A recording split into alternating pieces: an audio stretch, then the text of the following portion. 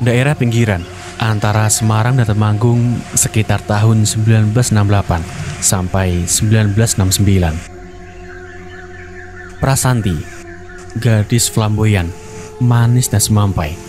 Bisa dipastikan pria pasti akan tak pesona dengan paras cantiknya. Profesinya adalah pelayan di sebuah tempat perjudian. Meski begitu, Prasanti ini unik. Entah bagaimana karismanya, tak ada pria yang berani memperlakukannya secara tidak sopan. Seperti ada rasa sungkan untuk sekedar menggodanya. Tak seperti teman-temannya, sesama pelayan di tempat itu, yang selalu menebar pesona kepada setiap pelanggan. Prasanti hanya melayani secukupnya aja. Tuan, minta rokok, dia diantarkan. Tuan minta kopi, dia dibuatkan. Tapi di balik semua itu, tentulah keadaan yang memaksa Prasanti menjalani profesi ini, yang memaksa Prasanti memakai pakaian ketat dan pulang larut malam. Tapi perlu ditahu, kisah hidup Prasanti tak semanis wajahnya. Di usia sekitar 16 tahun, dia harus menjadi anak yatim, tinggal dengan adiknya yang mengalami keterbelakangan mental dan ibunya yang menderita TBC. Meski begitu, Prasanti amat sangat menyayangi adik dan ibunya. Prasanti hanya lulusan SMP. Pernah sih dia masuk ke SMA, tapi selain karena terkendala biaya, dia merasa lebih penting merawat adik dan ibunya. Prasanti sudah menjadi tulang punggung keluarganya sejak Prasanti menyuruh ibunya berhenti berjualan bunga karena sakit TBC yang dideritanya.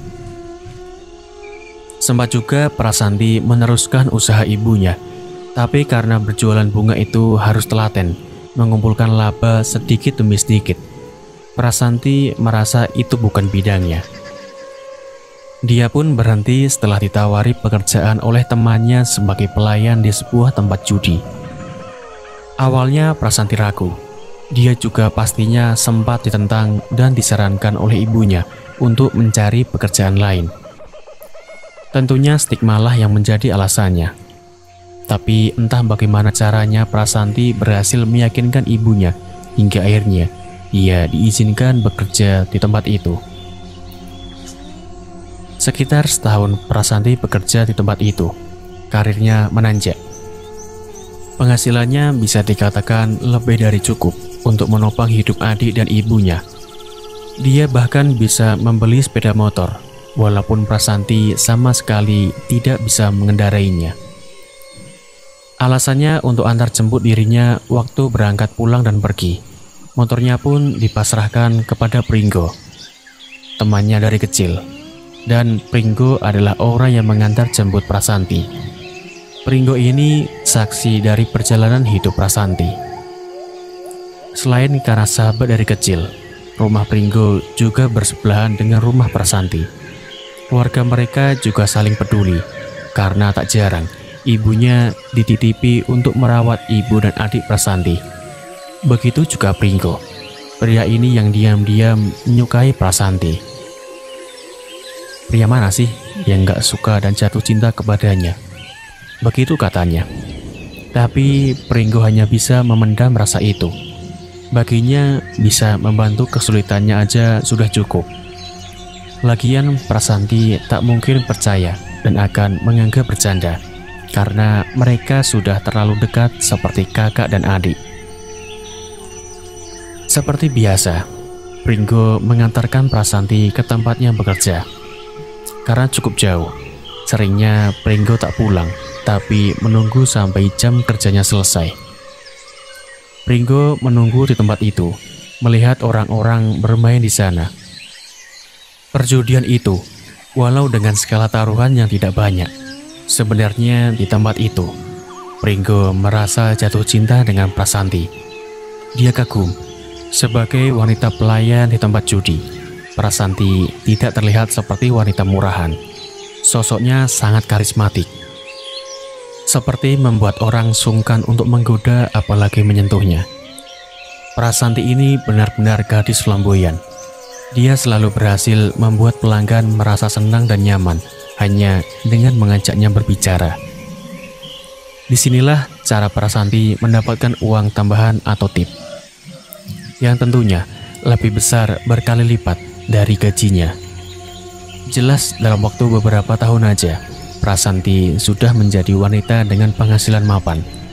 Tapi memang benar, hidup tidak selalu lancar dan bahagia. Pasti akan selalu ada cobaan yang akan terjadi. Karena di suatu hari, Semarang, tahun 1970, suatu malam sekitar pukul 3 dini hari, Prasanti pulang dari tempatnya bekerja bersama Pringgo. Ketika sampai di depan rumah, mereka mendengar suara adik Prasanti tengah menangis. Dengan segera, Prasanti dan Pringgo masuk ke dalam rumah. Mereka masuk untuk melihat apa yang terjadi. Mereka langsung menuju kamar ibu. Seketika, berprasangka tak enak dalam hati mereka ketika melihat kamar itu kosong. Terdengar suara adiknya menangis yang ternyata arahnya dari kamar mandi. Segera mereka menghampirinya. Terlihat ibunya yang sudah berada di lantai bersama adik Prasanti yang tengah memeluknya. Adik Prasanti yang berkebutuhan khusus ini memang salah satu kekurangannya sulit untuk berbicara. Di situ dia hanya menangis dan menyebut-nyebut kata ibu. Pringgo sebagai lelaki langsung berupaya untuk menggendongnya. Tapi apa daya, ibu Prasanti sudah tidak bernyawa. Seketika suara tangis dari Prasanti dan adiknya langsung pecah, memecah keheningan malam itu. Pringgo pun sebenarnya ingin menangis, tapi dia mencoba untuk menahannya sebisa mungkin, sehingga para tetangga pun mulai berdatangan. Tentu ini berat bagi Prasanti, apalagi untuk Prasojo, adiknya. Dia sangat dekat dengan ibunya. Dari malam itu hingga proses pemakaman, tak henti-hentinya Prasojo ini menangis. Bahkan ketika jenazah ibu akan dimasukkan liang lahat, Prasojo sempat histeris dan mencoba melompat ke dalam liang kubur ibunya. Tinggallah kini Prasanti berdua hidup dengan adiknya. Sekitar 2-3 bulan setelah ibu Prasanti meninggal, Prasojo, adik Prasanti, sepertinya tidak bisa menerima. Dia mulai sering mengamuk dan mengaku didatangi ibunya setiap malam. Prasojo menganggap ibunya masih hidup. Ini kesaksian Pringgo di suatu malam. Prasanti izin untuk tidak masuk kerja karena khawatir dengan keadaan adiknya yang terus saja mengunci diri di dalam kamar ibunya. Memang dari dulu Prasojo ini tidurnya bersama ibu. Sekitar jam 8 malam, Prasanti memanggil-manggil Pringgo di rumahnya. Dia terlihat panik.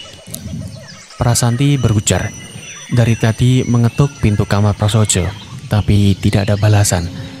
Prasanti khawatir karena adiknya belum makan seharian. Datanglah Pringgo bersama ibunya, yang juga ikut mengetuk pintu kamar itu sambil memanggil nama Prasojo.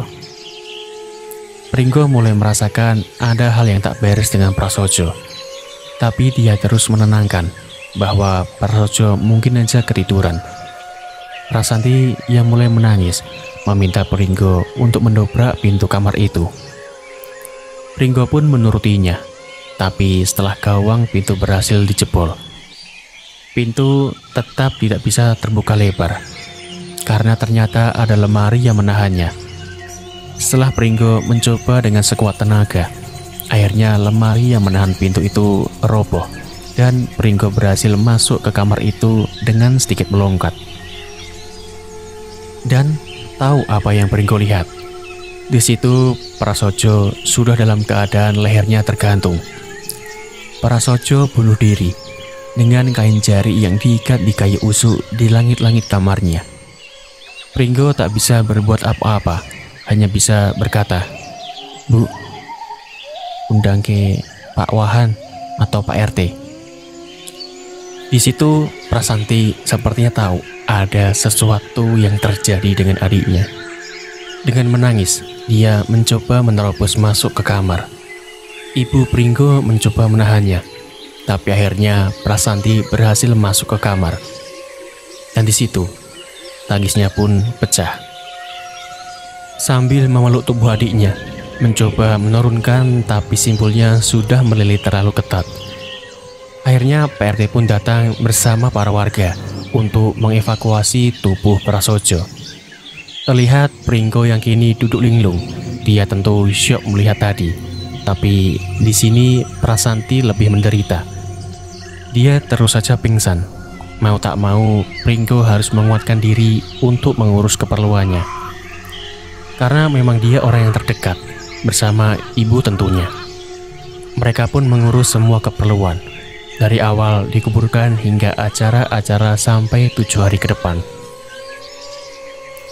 Setelah kepergian adiknya yang tragis itu, Prasanti menjadi seorang yang pemurung, sering melamun tidak mau bekerja, dan hampir seperti gila. Sebagai teman dekatnya, Pringgo terus menemani dan mengawasi kehidupan Prasanti. Bersama ibunya Pringgo, sering mengirimkan makanan ke rumah Prasanti. Pringgo yang khawatir terus mencoba mengajaknya mengobrol setiap hari. Dan dalam beberapa pembicaraan, dia sering mengatakan rasanya mau mati aja. Dia tidak lagi semangat dalam hidupnya. Cara kini tidak ada lagi hal yang diperjuangkan lagi, tapi Pringgo terus menyemangatinya. Prasanti untuk bangkit walaupun itu percuma. Karena di suatu hari saat Pringgo hendak mengantarkan makanan, dia merasa janggal karena pintu rumah Prasanti terkunci. Tidak seperti biasanya. Insting Pringgo langsung bermain. Dengan segera dia mendobrak pintu rumah Prasanti. Entah kenapa di situ Pringgo merasa takut sekali. Karena dengan satu tendangan dan dorongan, pintu itu langsung terbuka. Segera Pringgo menuju kamar Prasanti.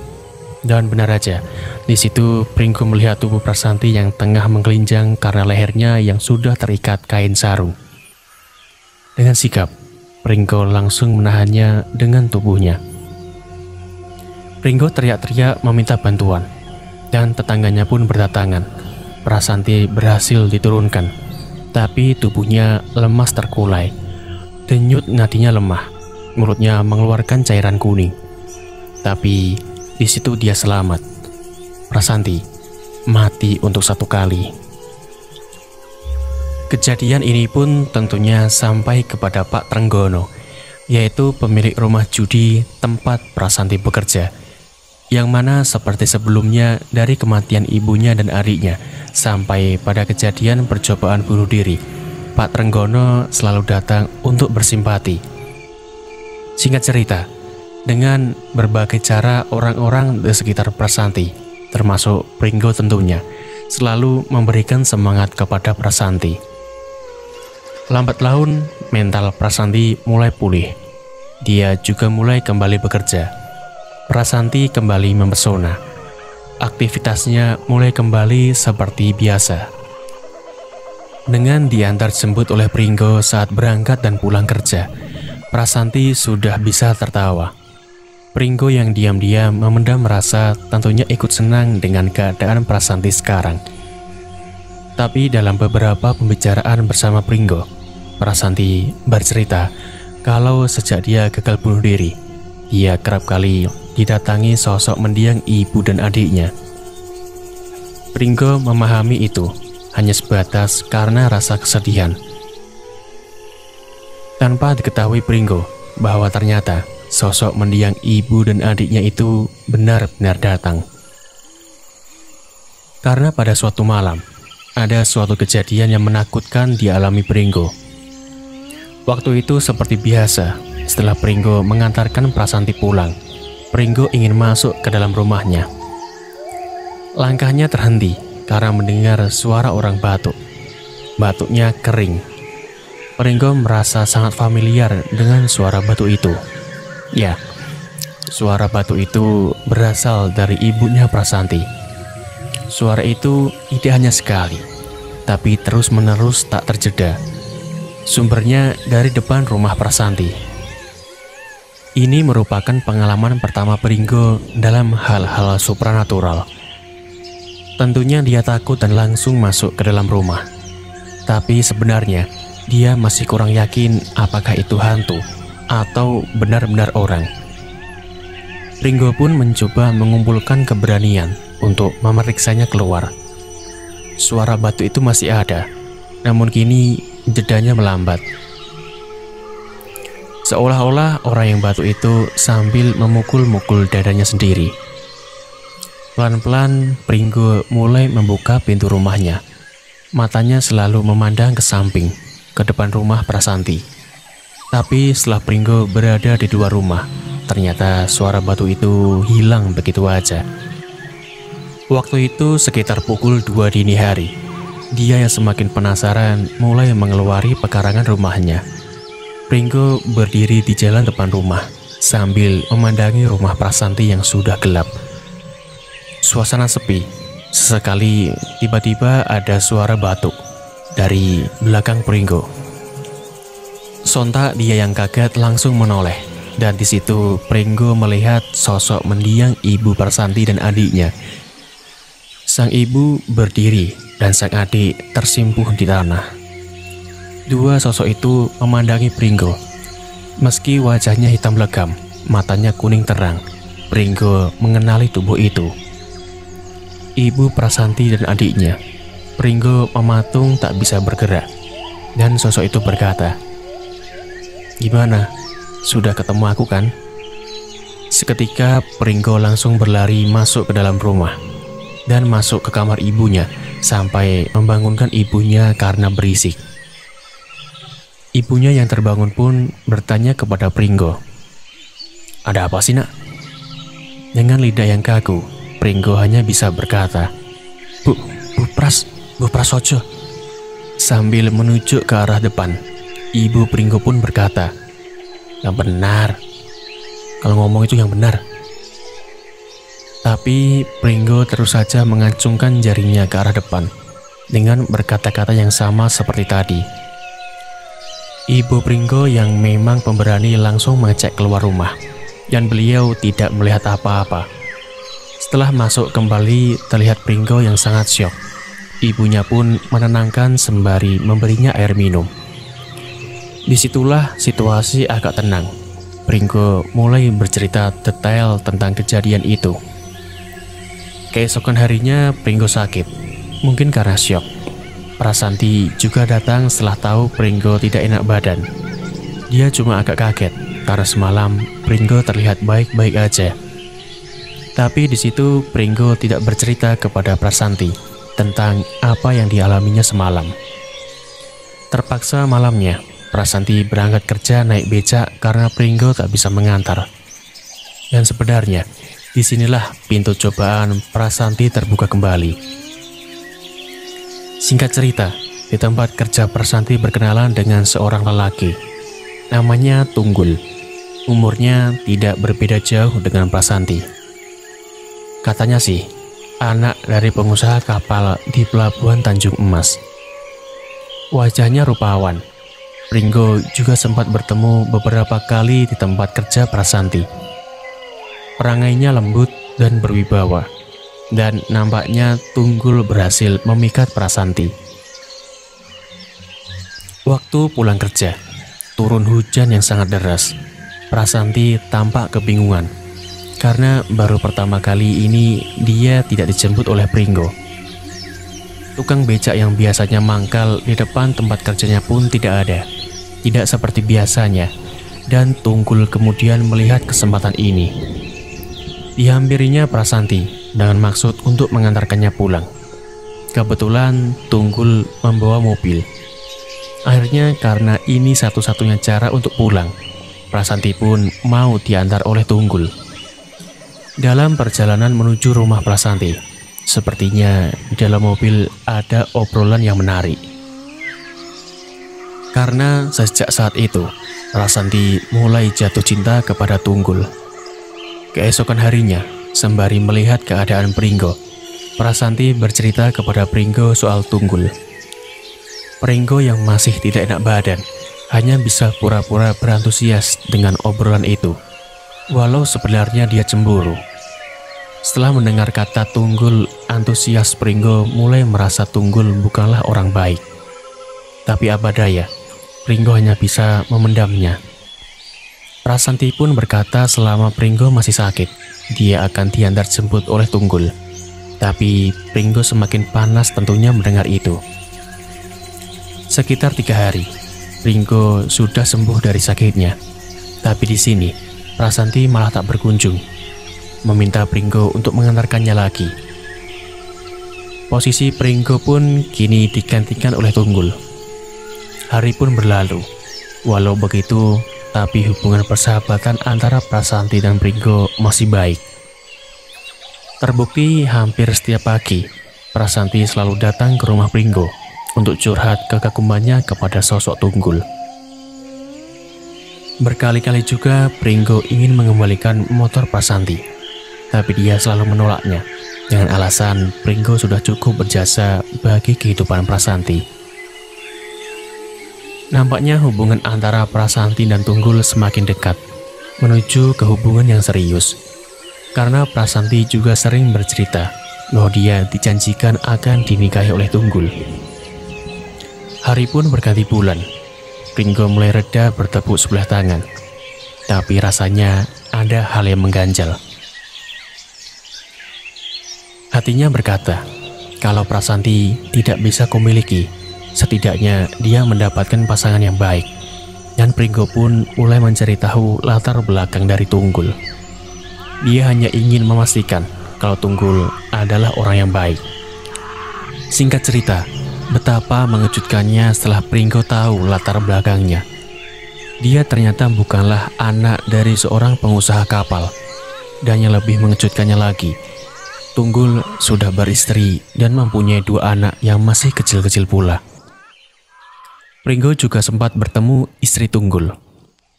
Waktu belum lama, dia sempat mengira Pringgo adalah orang penagih hutang. Karena ternyata Tunggul terlilit banyak hutang dan jarang pulang. Pringgo pun tidak memberitahukan tentang perselingkuhan ini karena tak tega dengan istri Tunggul. Berarti insting Pringgo selama ini benar, bahwa Tunggul bukan orang yang baik. Singkat cerita, berbekal informasi ini, Pringgo memutuskan untuk memberitahukannya kepada Prasanti sebelum semuanya terlambat. Dengan hati-hati, Pringgo mencoba menjelaskan kepada Prasanti. Tapi, apa tanggapan Prasanti? Ia justru marah dengan Pringgo. Menuduh Pringgo hanya iri. Memang kadang cinta membuat orang menjadi bodoh. Dengan emosi yang meluap-luap, Prasanti memaki Pringgo. Pringgo di situ hanya diam aja. Malah dia memberitahukannya kepada Tunggul. Tentu aja Tunggul marah, aibnya dibongkar. Dan selang beberapa hari, Tunggul mendatangi Pringgo di sebuah warung kopi. Terjadi percecokan di situ dan berujung perkelahian antara Pringgo dan Tunggul. Bisa dibilang ini perkelahian berdarah. Selain kalah besar, Pringgo pun harus roboh karena pelipisnya dipukul dengan kunci roda. Tunggul pun pergi sambil memaki dan mengancam Pringgo untuk tidak lagi mencampuri urusannya. Pringgo yang pulang dalam keadaan babak belur, tentu aja ditanya oleh ibunya. Pringgo hanya menjawab dia habis berkelahi, tapi tidak mengatakan berkelahi dengan siapa. Di sini Pringgo berada di titik pasrah. Persetan dengan Prasanti mau nikah dengan siapa. Yang penting Pringgo sudah mencoba untuk memberitahunya. Singkat cerita, hari pun berlalu. Hubungan Prasanti dengan Tunggul masih berlanjut. Mereka kini sinis kepada Pringgo. Beberapa kali mereka berpapasan ketika Prasanti hendak berangkat kerja. Tunggul malah semakin pecicilan ketika melihat Pringgo. Pringgo pun diam aja karena dia yakin waktulah yang akan berbicara. Seiring hari berlalu, meski dalam lahirnya dia seperti sudah melupakan, tapi sebenarnya dalam hati Pringgo masih khawatir dengan Prasanti. Sebenarnya Prasanti menikah dengan siapapun, Pringgo tak apa-apa, asalkan dengan orang baik. Tapi kenapa harus Tunggul yang dipilihnya? Pringgo hanya bisa berangan tanpa bisa berbuat apa-apa untuk mencegah ini semua terjadi. Dia hanya menunggu waktu bicara. Dan terjadilah hal yang melegakan bagi Pringgo, namun menjadi pukulan keras bagi Prasanti. Memang benar kata pepatah Jawa, ngunduh wahing pakarti, semua manusia akan menerima akibat dari perilakunya sendiri. Suatu hari di rumah judi dihebohkan oleh datangnya seorang wanita yang langsung menghampiri Tunggul. Ya, itu adalah istrinya. Tunggul yang tengah duduk berdua di kantin dengan Prasanti terlihat kaget dan tidak bisa berkata apa-apa. Diseretnya Tunggul oleh pria berambut cepak yang datang bersama istrinya. Pria itu adalah kakak iparnya. Sepertinya seorang tentara. Di sini Prasanti yang kebingungan hanya bisa terpaku mendengar kata-kata yang keluar dari istri Tunggul. Suami gak baik, ternyata hutangmu karena berjudi. Sembari pergi meninggalkan tempat itu. Waktu itu malam-malam sekitar jam 11-an, bagai tersambar petir hati Prasanti. Ternyata tambatan hatinya sudah beristri. Beruntung istri Tunggul tidak tahu tentang hubungannya. Sepertinya istri Tunggul hanya tahu tentang kegilaan judinya aja. Prasanti menangis terisak dan langsung izin pulang. Dipanggilnya tukang beca untuk mengantarkannya. Sesampainya di rumah, Prasanti tidak langsung masuk ke rumah, tapi langsung ke rumah Pringgo. Prasanti bersimpuh memohon maaf kepada Pringgo. Ternyata selama ini yang dikatakan Pringgo adalah sebuah kebenaran. Pringgo yang iba pun memaafkan. Dengan perlahan dia mencoba menenangkan Prasanti yang semakin histeris. Pringgo paham, dia pasti amat sangat kecewa. Dia berteriak-teriak kemudian berlari di depan rumah. Dan di sini terjadi hal yang tidak pernah Pringgo sangka. Prasanti melompat ke dalam sungai kering di seberang jalan depan rumahnya. Lumayan tingginya, sekitar 8-10 meter. Pringgo yang telat menyadari langsung buru-buru berlari menuju arah di mana Prasanti melompat. Suasana yang gelap membuat Pringgo tak bisa melihat di mana Prasanti terjatuh. Akhirnya Pringgo berteriak-teriak memanggil warga sekitar. Warga pun mulai berdatangan. Pringgo yang sudah kepalang panik langsung mengambil lampu petromak yang dibawa oleh satu orang warga. Dengan hati-hati, Pringgo mulai turun ke dasar sungai kering itu bersama beberapa warga. Dan tidak lama kemudian, salah satu warga berhasil menemukan Prasanti. Terlihat tubuhnya terkelungkup di atas lumpur dan bebatuan. Masih bernafas, teriak orang yang menemukannya sembari mengangkat tubuh Prasanti. Prasanti ditemukan dalam keadaan tidak sadarkan diri. Namun di sini dia masih selamat. Walaupun mengalami banyak luka, gigi depannya tunggal. Butuh beberapa jahitan di kepala. Dan jempol kakinya pecah terbelah dua. Berarti ini adalah kedua kalinya Prasanti mencoba bunuh diri.